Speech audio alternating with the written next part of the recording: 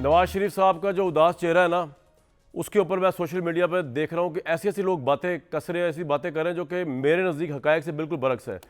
لوگ پورٹرے اس طرح کر رہے ہیں کہ وہ 4 ٹائم پرائم منسٹر نہیں بنے تو وہ بہت اداس ہے. میں آپ کو بھی تھوڑی دیر میں بتاتا ہوں وہ اداس ہیں کیوں. لیکن اس سے پہلے مظہر عباس صاحب میرے ساتھ ہیں. جی میں ساتھ ہوں. مظہر صاحب مجھے یہ سمجھائیے کہ یہ آج جو الیکشن کمیشن نے فیصلہ کیا ٹیکنیکل گراؤنڈ کو چھوڑ کر، اس کے پاکستان کی سیاسی جو شدت ہے یہ اوپر آئے گی کنفرنٹریشن، یا آپ کو لگتا ہے کہ نہیں ایک نارمل فیصلہ ہے، کوئی بات نہیں، تحریک انصاف سے بلہ چھن گیا، خیر تھی، وہ الیکشن لڑے، ان کے میجورٹی ہونے کے باوجود وہ پرائم منسٹر نہیں بن سکے، اٹس اوکے، یہ بھی کام چل جائے گا، پروٹیسٹ تو کوئی ہو نہیں رہا اسٹریٹس کے اوپر. جناب دیکھیں کامران، اگر پروٹیسٹ نہیں بھی ہو رہا نا تو آپ کیا سمجھ رہے ہیں کہ کیا اس کی شدت میں اضافہ نہیں ہو رہا؟ میرا خیال ہے اضافہ ہو رہا ہے.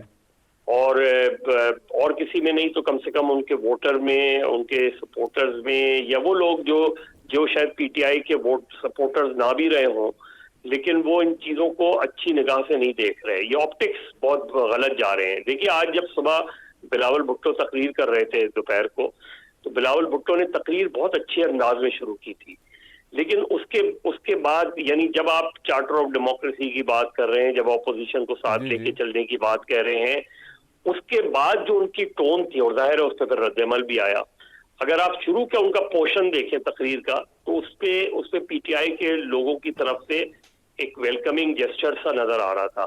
لیکن اس کے بعد جب انہوں نے زیادہ ہارش ٹون اختیار کی، جب آپ ایک کو آفر کر رہے ہیں اور پھر ایک ہارش ٹون استعمال کر رہے ہیں، تو وہ جو آپٹکس ہے وہ پھر بالکل پلٹ گئے. اسی طریقے سے سپریم کورٹ نے میرے نزدیک جب انہوں نے الیکشن سمبل دیا تھا تو ہارش ڈیسیشن تھا، اس کو بہت کنڈیشنل کر سکتے تھے. لیکن مظہر صاحب بڑا harsh line P T I نے بھی تو لی ہوئی ہے نا. وہ گنڈا پور صاحب جو ہے وہ وارننگز دے رہے ہیں نا 7 دن کی. میرا یہ ہنچ ہے، انہوں نے اعلان تو نہیں کیا، میرا یہ گیس ہے کہ وہ بڑے تھوڑے عرصے میں جو ہے پورا لاؤ لشکر لے کے کے پی سے حملہ ور ہوں گے اسلام آباد میں کہ عمران خان کو رہا کرو. دیکھیں میرا نہیں خیال اگر وہ کریں گے تو ظاہر ہے اس کے کانسیکوینسز جو ہے وہ وہی ہوں گے جو ہم نے 9 مئی کے بعد کے کانسیکوینسز دیکھے. اگر دیکھیے 2 چیزیں ہوتی ہیں، ایک یہ کہ اگر آپ کو یاد ہو اور آپ کو یقینی طور پہ یاد ہوگا کہ 90s میں اسی طرح کی لڑائی پیپلز پارٹی اور نون لیگ میں پنجاب اور فیڈرل گورنمنٹ کی رہی ہے. چیف سیکرٹری تبدیل کر دیا، انہوں نے آئی جی بھیجا، آئی جی کو قبول نہیں کیا، اس طرح کی چیزیں. ان چیزوں سے ہماری سیاست کو فائدہ نہیں نقصان ہو رہا ہے. میرے خیال میں آج الیکشن کمیشن کا فیصلہ تھوڑا سا ہارش تھا، چاہے قانونی طور پہ درست ہو. اور آپ کو لگتا ہے سپریم کورٹ سے کوئی ریلیف مل جائے گا پی ٹی آئی کو یا نہیں؟ قانون پہ چلیں گے بالکل جس طرح انتخابی نشان چھین لیا. ایک ریلیف مل سکتا ہے میرے خیال میں، ایک ریلیف مل سکتا ہے، وہ یہ کہ وہ نشستیں کسی اور کو نہ دی جائیں. تو سر اس طرح تو پارلیمنٹ ہی پوری نہیں ہوگی. مطلب یہ تو اور صدر کا الیکشن کس طرح ہوگا، سینٹ کس طرح بنے گی اگر یہ سیٹیں رہ گئیں؟ دیکھیں اگر سیٹیں رہ بھی جاتی ہیں پارلیمنٹ وہ صدر کا الیکشن پھر بھی ہو جاتا ہے. 77 سیٹس ہیں. ہاں مطلب وہی میں کہہ رہا ہوں کہ یہ ایک ایسا مسئلہ ہے.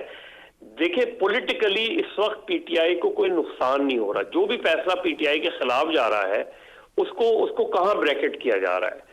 اس کو وہیں بریکٹ کیا جا رہا ہے نا کہ جی ہر کوئی پی ٹی آئی کو مار رہا ہے. لیکن مظہر صاحب فائدہ کیا ہے؟ میں ایک بات بتائیں، ان کو کیا فائدہ؟ عمران خان جیل میں، ان کی گورنمنٹ یہ چلو جی جیت گئے، 92 تھے، اس کے 75 تھے ان کے پی ایم ایل این والوں کے، وہ پھر بھی حکومت ان کی بنی. پنجاب میں مریم نواز ہے، وہ سچویشن تو چینج نہیں ہو رہی نا گراؤنڈ کے اوپر. کامران مجھے یہ بتائیں، آج اپوزیشن کی ہر تقریر کو پی ٹی وی سینسر کر رہا تھا. کون کر رہا تھا سینسر؟ آج تو کوئی گورنمنٹ نہیں تھی. بالکل ٹھیک. آج کے دن کوئی حکومت تو نہیں تھی. تو آج کے دن ان تمام چیزوں کو سینسر کون کر رہا تھا؟ کل سے کون سینسر کر رہا ہے؟ سر پوائنٹ آ گیا آپ کا.